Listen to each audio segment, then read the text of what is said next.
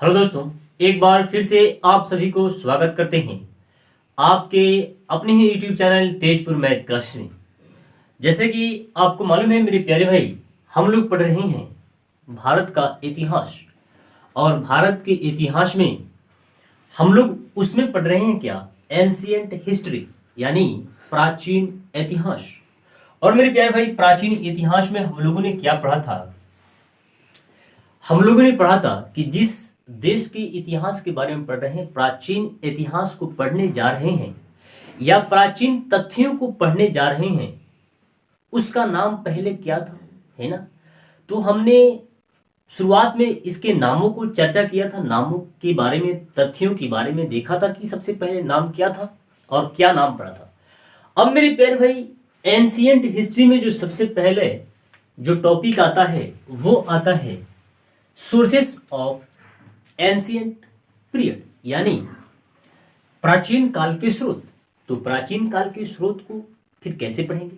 तो मेरे प्यारे भाई, सोर्स ऑफ एंशियंट पीरियड को हम लोगों ने दो भागों में बांट करके पढ़ेंगे। सबसे पहले मेरे प्यारे भाई पढ़ेंगे हम लोग साहित्यिक स्रोत और दूसरा होगा पुरातात्विक स्रोत। मेरे प्यारे भाई देखिए, यहां पर लिखे भी हैं लिटरेरी सोर्स, जिसे हम लोग साहित्यिक के नाम से जानते हैं, साहित्यिक स्रोत के नाम से जानते हैं। और दूसरा है आर्कियोलॉजिकल स्रोत, जिसे हम लोग पुरातात्विक स्रोत के नाम से जानते हैं, है ना। मेरे प्यारे भाई, इसके बारे में थोड़ा सा अंतर हम लोग समझेंगे और समझे भी थे, फिर अभी भी समझेंगे।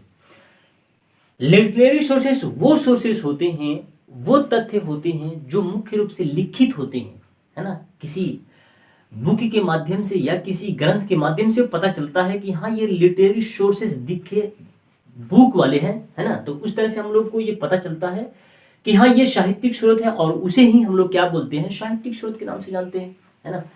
तो आपको मैं बता दूं मेरे प्यारे भाई, तो इस प्रकार के जो स्रोत होते हैं जो मुख्य रूप से बुक के द्वारा लिखे होते हैं या किसी कवि के द्वारा लिखे होते हैं या किसी ग्रंथ के माध्यम से हम लोग को जानकारी मिलता है, उसी को हम लोग कहते हैं साहित्यिक स्रोत। लेकिन अगर हम बात कर लें आर्कियोलॉजिकल सोर्स के बारे में, तो आर्कियोलॉजिकल सोर्स वो सोर्स होते हैं जिसके बारे में हमको प्रमाण मिलते हैं, जिसके बारे में साक्ष्य नजर आते हैं, उसी को शॉर्ट में समझे तो वही हमारा होता है आर्कियोलॉजिकल सोर्स। तो मेरे प्यारे भाई, इन दोनों में सबसे पहले हम लोग पढ़ेंगे साहित्यिक स्रोत के बारे में। साहित्यिक स्रोत को अगर हम लोग पढ़ेंगे तो सबसे पहले हम लोग इसको बांट के पढ़ेंगे रिलीजियस सोर्स। कहने का मतलब ये है, या तो ये जो साहित्यिक स्रोत में या तो रिलीजियस होंगे, जिसे हम लोग धार्मिक के नाम से जानेंगे, और नहीं तो नॉन रिलीजियस होंगे, और नहीं तो ये डिस्क्रिप्शन ऑफ फॉरेन ट्रेवलर्स यानी विदेशी यात्रियों के विवरण के द्वारा जो बुक लिखे गए थे या उनके द्वारा जो वृत्तांत हैं, उनके द्वारा ये स्रोत मिल सकते हैं साहित्यिक स्रोत में। कहने का मतलब ये है, शॉर्ट में बात ये है कि साहित्यिक स्रोत वो स्रोत होते हैं जो मुख्य रूप से लिखित हो, किसी बुक में लिखित हो, है ना, या किसी ग्रंथ के माध्यम से पता चले।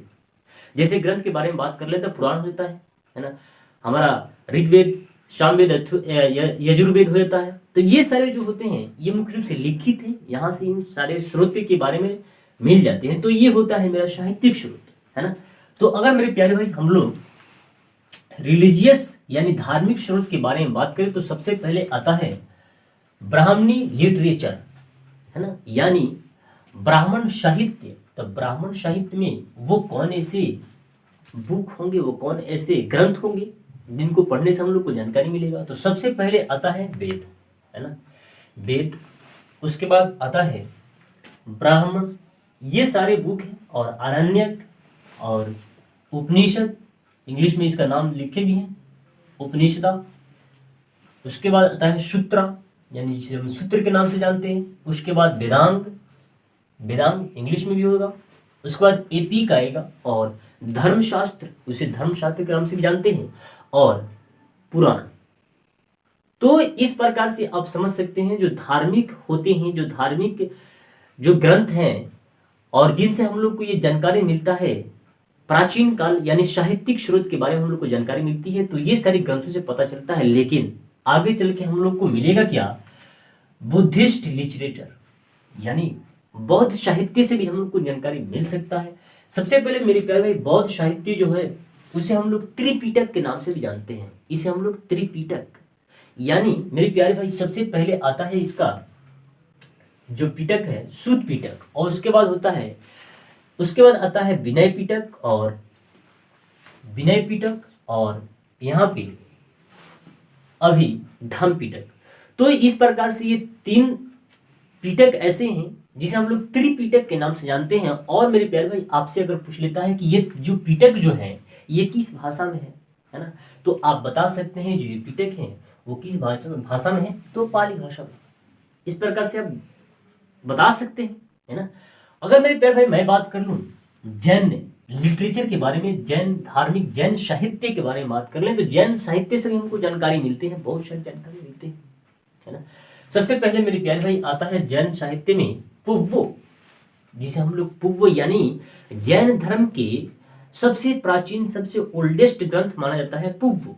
और पुव्वो से हम लोग को ये जानकारी मिलती है प्राचीन एंशिएंट के बारे में, स्रोत के बारे में, साहित्य स्रोत में ये शामिल है ना।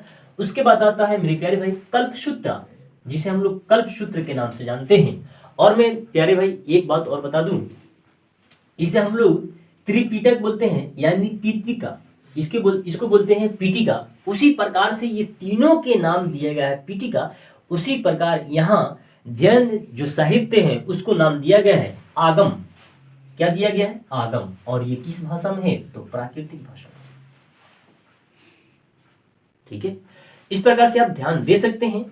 तो ये रहा मेरा ये रहा मेरा रिलीजियस यानी धार्मिक जो स्रोत मिलते हैं, जो साहित्यिक स्रोत मिलते हैं, वो यहाँ से धार्मिक आपको स्रोत मिल जाते हैं। बात कर लेते हैं मेरे प्यारे भाई नॉन रिलीजियस। यहाँ नॉन रिलीजियस के बारे में बात कर ले मेरे प्यारे भाई, यानी गैर धार्मिक अगर बात कर लें तो आपको मालूम है सबसे पहले आ जाएगा जिसके द्वारा लिखे गए बुक होंगे, जैसे चाणक्य के द्वारा अर्थशास्त्र और मेगास्थनीज का जो है इंडिका, और पतंजलि का महाभिभाष, और विशाखदत्त का मुद्रा राक्षस। ये सारे बुक हैं जो आप याद कर सकते हैं, इंपोर्टेंट है, कई बार एग्जाम में पूछा भी जाता है।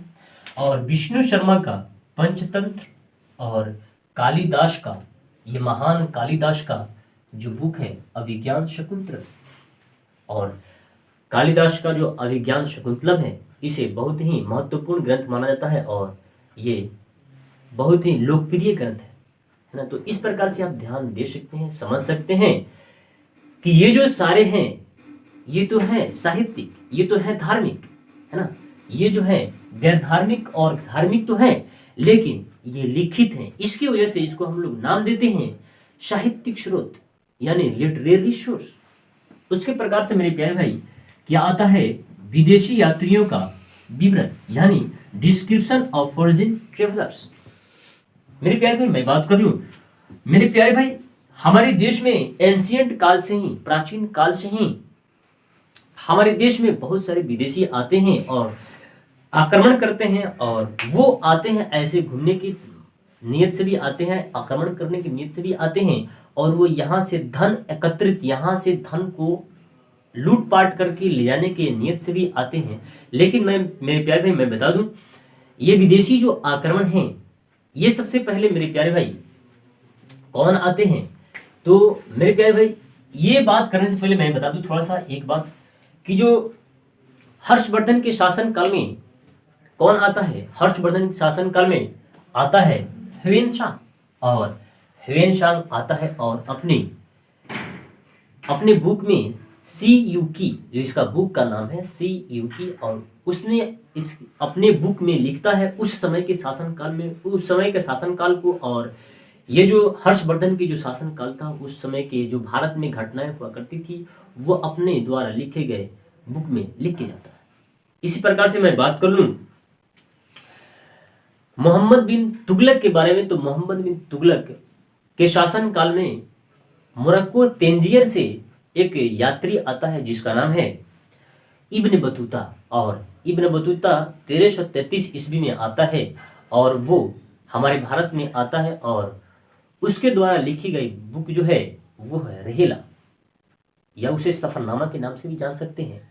तो उस समय की जो घटनाएं हुआ करती थी वो ये सारे जो विदेशी होते थे उनके द्वारा ये लिखित बुक है जो हमारे देश में आते हैं और कुछ अपने राइटिंग में अपने वृत्तांतों में लिख करके जाते हैं। तो इस प्रकार से मेरे प्यारे भाई आप ध्यान दे सकते हैं। सबसे पहले हमारे देश में आते हैं कौन? Greek travellers. और ग्रीक ट्रेवलर्स में आते हैं जिसे हम लोग यूनानी के नाम से जानते हैं। और ये सबसे पहले आते हैं टेशियस। हमारे देश में सबसे पहले टेशियस आता है और ये अपनी बुक में कुछ ना कुछ तो लिखा है ना। उसके बाद आता है हेरोडोटस। हेरोडोटस आपको मालूम है कि ये हिस्ट्री का पिता कहा जाता है ना। उसके बाद आता है निरियाकस और अरिस्टोवुल्स आते हैं। तो ये जो 5 ग्रीक जो व्यक्ति हैं, ग्रीक ट्रेडर्स हैं, ये जो आते हैं हमारे भारत में और ये कुछ न कुछ मत दे करके जाते हैं हमारे भारत में। उसी प्रकार से मैं बात कर लूँ चाइनीज ट्रेवलर के बारे में, तो चाइनीज ट्रेवलर्स जो है सबसे पहले फाहियान आता है और उसके बाद ह्वेनसांग और इत्सिंग भी आता है और शुंगयुंग भी आता है। तो इस प्रकार से आप ध्यान दे सकते हैं, समझ सकते हैं। अगर आप कहीं बैठे भी हो तो वहां से आप नोट कर सकते हैं, अपने कॉपी कलम उठा करके नोट भी कर लीजिएगा। ये बहुत इंपॉर्टेंट है परीक्षा की दृष्टि से और ये वो क्वेश्चन है जो हर एग्जाम में पूछता है। 1-2 क्वेश्चन इस वीडियो से आपको मिल ही जाएगा, कंफर्म ही बात है। उसके बाद मेरे प्यारे भाई मैं बात कर लूँ मुस्लिम ट्रेवलर्स के बारे में। मुस्लिम कौन कौन से ट्रेवलर्स आते हैं हमारे देश में? तो सबसे पहले आता है अल-बरूनी। ये कई बार क्वेश्चन में पूछा भी गया है, प्रथम मुस्लिम ट्रेवलर्स। तो सबसे पहले आता है अल-बरूनी, उसके बाद आता है अल-मशूदी और उसके बाद फिरदौसी। और ये देखिए आया ना इब्न बतूता, आया कि नहीं? 1333 में जो है मोहम्मद बिन तुगलक के शासनकाल में आता है इब्न बतूता और वो अपने बुक में, जो इसका बुक का नाम है रहेला, जिसे हम लोग सफरनामा के नाम से जानते हैं, तो ये आकर के अपने भाषा में अपने बुक में ये वृत्तांत लिखता है और उस समय के भारत के जो घटनाएं हुआ करती थी वो सारी बात लिख करके जाता है। तो ये रहा हम लोग के आज का टॉपिक और ये रहा हम लोग का क्लास, जो इस प्रकार से आपने समझा भी। आशा करते हैं कि आपको अच्छा समझ में आया होगा और बहुत ही पसंद आया होगा और आशा करते हैं कि आप इसको याद भी कर लेंगे। ये जो सारी बुक हैं, ये सारे जो धार्मिक ग्रंथ हैं और यहाँ पे जो है नॉन धार्मिक ग्रंथ हैं, तो यहाँ से आप याद कर सकते हैं और ये सारे क्वेश्चन पूछे भी जाते हैं, बहुत सारे एग्जाम में पूछे भी जाते हैं। तो इसी प्रकार से हमारे वीडियो को लाइक करें, शेयर करें, सब्सक्राइब करें। मिलते हैं फिर कल अगले वीडियो में, जब तक के लिए जय हिंद।